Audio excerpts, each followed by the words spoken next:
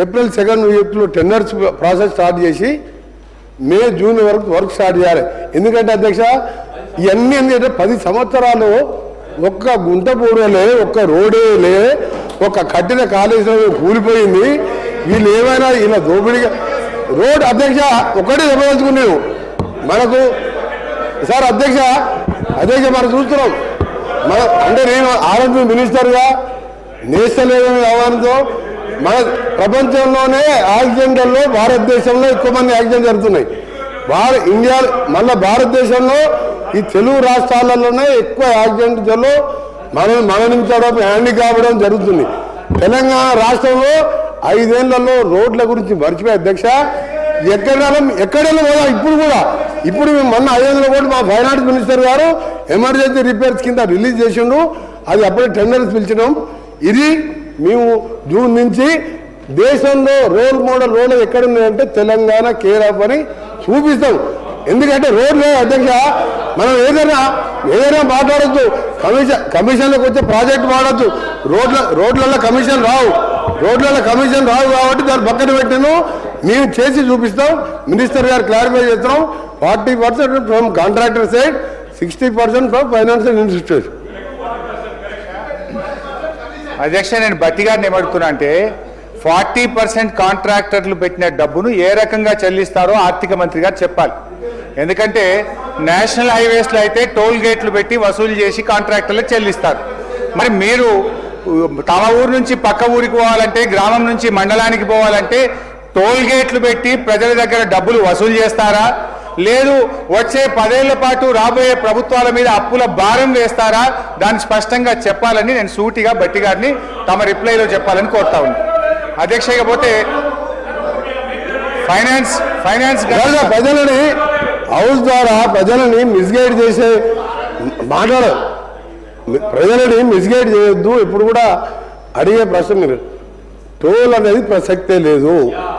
మేము కాంట్రాక్టర్లకు ఆ 40% కూడా ఎవ్రీ 6 మంత్స్గా 3 మంత్స్గా ఒక డిస్ట్రిక్ట్ వైజ్ టెండర్ పిలిచి కాంట్రాక్టర్లు 40% మేము పే చేస్తాం, 60% తీసుకున్న లోన్ కూడా మేమే పే చేస్తాం.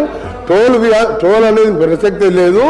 మేము ట్రాన్స్పరెంట్గా ఇది రాష్ట్రం మొత్తం Panchayati Raj village to mandal to district head quarter double రోడ్స్తోని మోడల్గా వచ్చే 3 years తర్వాత అప్పుడు మీరే రోడ్ల మీద తిరుగుతారు, మీరే చూసి అప్పుడు అర్థమవుతుంది మీకు. టోల్ ప్రసక్తే లేదు, టోల్ అనే మాటే లేదు. అధ్యక్ష మా ప్రశాంత్ రెడ్డి గారు R&B శాఖ మంత్రి ఉన్నప్పుడే కేసీఆర్ గారు ఈ రాష్ట్రంలో ప్రతి మండలానికి డబుల్ రోడ్ వేశారు, ప్రతి జిల్లా కేంద్రానికి 4 లైన్ రోడ్ వేశారు అధ్యక్ష. అయితే ఈ 40% కాంట్రాక్టర్ల డబ్బు ఆర్థిక మంత్రి గారు నేను అడుగుతా ఉన్నా, ఎన్ని సంవత్సరాలు డబ్బు చెల్లిస్తారు? అంటే రేపటి ప్రభుత్వాల మీద, భవిష్యత్ తరాల మీద ఈ అప్పు భారం వేస్తారా? ఈ అప్పు FRBM పరిధిలోకి వస్తుందా? ఈ అప్పు ఎన్ని సంవత్సరాలు చెల్లిస్తారు అనే విషయాన్ని గౌరవనీయులు బట్టి గారు సమాధానం చెప్పాలి అధ్యక్ష. ఇకపోతే అధ్యక్ష ఫైనాన్స్ సంబంధించి ఇది యాక్చువల్ ఫైనాన్స్ డిపార్ట్మెంట్ విషయానికి వస్తున్నా, గౌరవనీయులు బట్టి గారు వినాలి, సభను దయచేసి మీరు ఆర్డర్లో పెట్టాలి అధ్యక్ష. ఈ బట్టి గారు statement of physical policy to be laid table off please Harish Rao please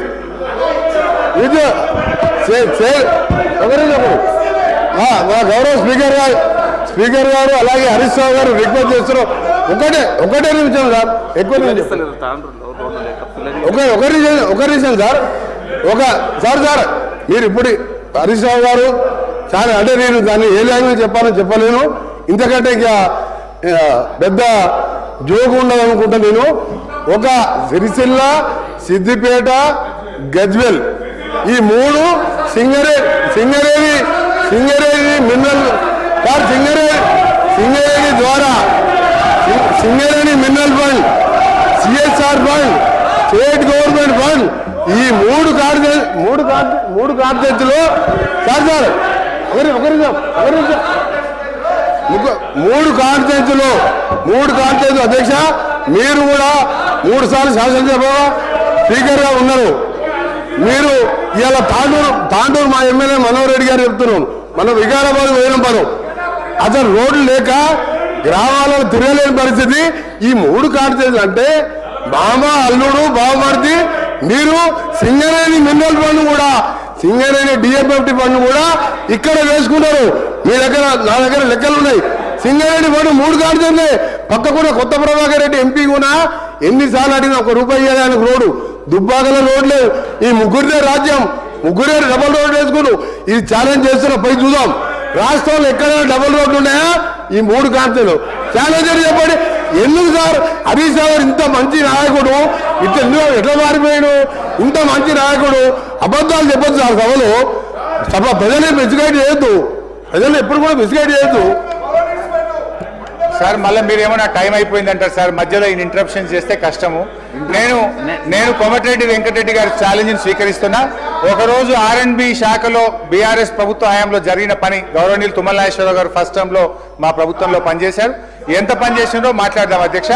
ఒక్క నల్లగొండ పట్టణములోనే 200 కోట్ల రూపాయలు R&B కింద చేశారు అధ్యక్ష. సరే, డీటెయిల్ డిస్కస్ చేద్దాం అధ్యక్ష. ఇకపోతే అధ్యక్ష ఫైనాన్స్ సంబంధించి గౌరవనీయులు భట్టి గారు, నేను అరే ఆగండి భాయ్, హరీష్ రావు గారు సార్ ఒక 15 నిమిషాలు. అధ్యక్ష నేను కూడా ఇంటర్వ్యూని అవుతున్నా.